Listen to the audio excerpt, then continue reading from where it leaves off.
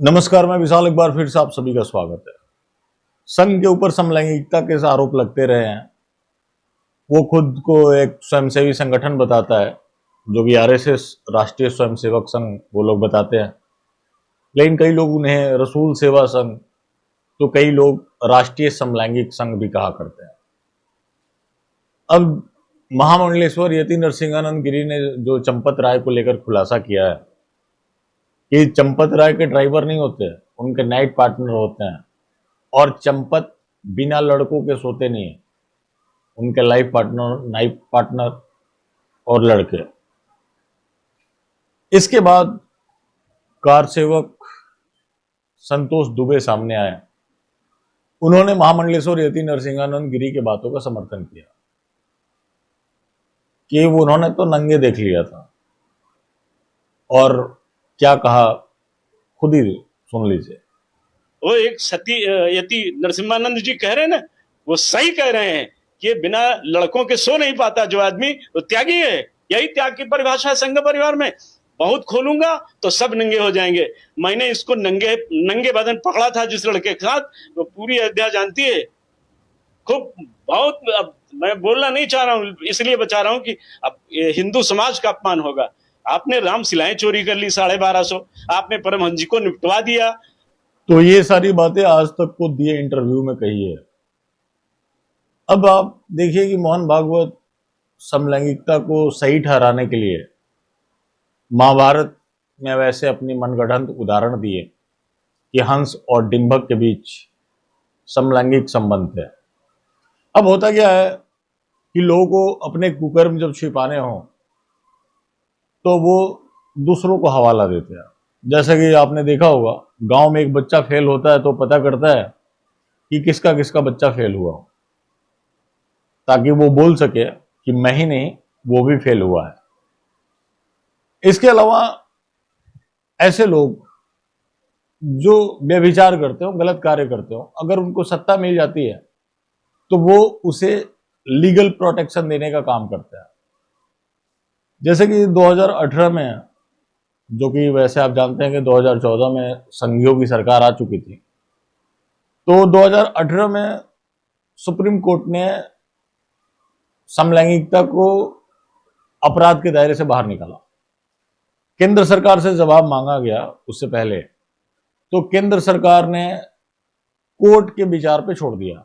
मतलब इस सरकार ने उसका विरोध नहीं किया, तो उसके बाद समलैंगिकता अपराध नहीं रहा। उसके बाद आप देखिए आगे बीएनएस आता है। बीएनएस आता है तो उसमें पूरी तरीके से उसको हटा दिया जाता है कि मतलब समलैंगिकता को लेकर कोई कानून नहीं है। ये किसके सरकार में हुआ? संघियों के सरकार में। तो अब आपको समझ आ गया होगा कि इन्होंने 377 को क्यों निष्क्रिय किया। यह भी आपको समझ आ गया होगा कि मोहन भागवत जो समलैंगिकता को सही ठहराने के लिए उदाहरण दे रहे थे, असल में ऐसा क्यों कर रहे थे। और संघ के लोग इस तरह के कार्यों में लिप्त होते हैं, जैसा कि इनके ऊपर आरोप लगता है। अब जब से ये संगठन बना, देखिए समलैंगिकता और ये सारी चीजें जो सामने आने की एक बड़ी वजह क्या है। ये शुरू में जो अपना प्रचारक बनाते थे वो भी अविवाहित होना चाहिए था, तो जो अविवाहित होगा वही इनका प्रचारक होगा। अब प्रचारक जैसे क्या? जैसे कि हिंदू धर्म में सन्यासी होते हैं, वैसे ही संघियों के प्रचारक।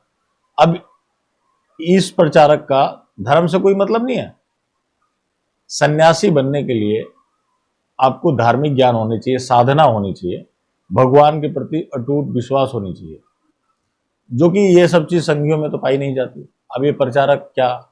संघ का विस्तार करना। अब इनके पास कुछ भी धार्मिक नहीं, तो क्या आपको लगता है कि ये वैसे आचरण करेंगे जो असल में सन्यासी करते हैं?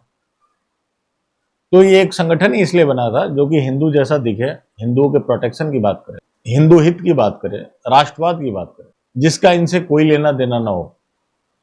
तो ये एक संगठन जो खड़ा किया गया, इसका मूल उद्देश्य ही यह था कि हिंदू धर्म में और हिंदुओं के बीच जो मजबूती थी उस चीज के ऊपर ये प्रहार करें, उसको ये कमजोरी के रूप में पेश करें और हिंदुओं को बरगलाएं, हिंदुओं को तोड़ें और ऐसे आचरण करें जैसा कि आप देखिए अयोध्या जी में हुआ है, जिसकी वजह से दान करने वालों में एक संदेह पैदा हुआ है। जो लोग अब मंदिर में चढ़ावा चढ़ाते थे अब वो बहुत कम हो गया है, तो ये सीधे सीधे आस्था पे ही तो प्रहार है। तो जो धर्म को नहीं मानता वही तो इस तरह के आचरण कर सकता है। भागवत तो पहले बोल ही चुके हैं कि वो एक शक्ति को मानते हैं, वो भगवान रामकृष्ण को नहीं मानते, वो एक शक्ति को मानते हैं। तो ये सारी चीजें तब आती है जब आपको धर्म का ज्ञान ना हो, और वस्तुतः आपको धर्म का ज्ञान नहीं है, आप किसी शास्त्रों को नहीं मानते, आप अपनी सुविधा के अनुसार चलते हैं। उसके बाद अगर आप हिंदू धर्म के सर्वोच्च संस्था माने जाए जैसे कुछ लोग मानते हैं, तो फिर आप नुकसान करेंगे, और यही संघ ने नुकसान किया है और ये पहले से भी चलता आ रहा है। तो अब आपको समझ आ गया होगा कि आखिर ये लोग समलैंगिकता को क्यों जस्टिफाई करने का काम करते हैं। चलिए अभी के लिए बस यहीं तक, बाकी फिर मिलते हैं। धन्यवाद।